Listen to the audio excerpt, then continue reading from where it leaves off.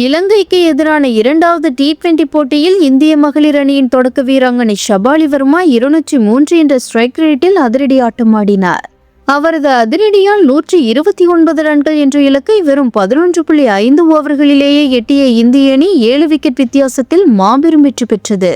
இலங்கை மகளிர் அணி இந்தியாவில் சுற்றுப்பயணம் மேற்கொண்டு T20 தொடரில் விளையாடி வருகிறது.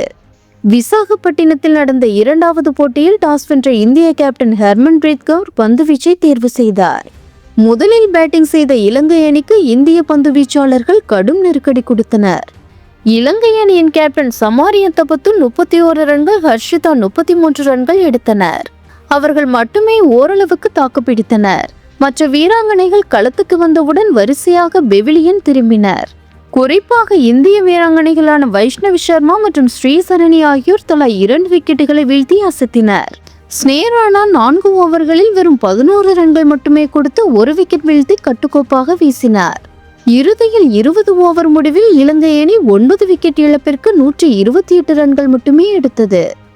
129 ரன்கள் என்ற எளிய இலக்குடன் களமிறங்கிய இந்திய அணிக்கு ஸ்மிருதி மந்தனா 14 ரன்கள் மட்டுமே எடுத்து சீக்கிரம் ஆட்டமிழந்தார்.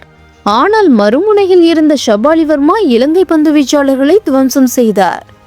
மைதானத்தின் நாலாபுரமும் பந்தை சிதறடித்த அவர் 200க்கும் மேற்பட்ட ஸ்ட்ரைக் ரேட்டில் ரன்களை குவித்தார். 34 பந்துகள் மட்டுமே சந்தித்த ஷபாலி வர்மா 11 பவுண்டரிகள் மற்றும் சிக்ஸர் என விளாசி 69 ரன்கள் குவித்து கடைசி வரை களத்தில் இருந்தார். ஜெமிமா ரோட்ரிக்ஸ் தன் பங்கிற்கு 15 பந்துகளில் 26 ரன்கள் சேர்த்தார். ஷபாலி வர்மாவின் இந்த அசுரவேக ஆட்டத்தால் இந்திய அணி 11.5 ஓவர்களிலேயே 3 விக்கெட் இழப்பிற்கு 129 ரன்கள் எடுத்து வெற்றிக்கணியை பறித்தது. இதன் மூலம் 7 விக்கெட் வித்தியாசத்தில் இந்தியா அபார வெற்றி பெற்றது.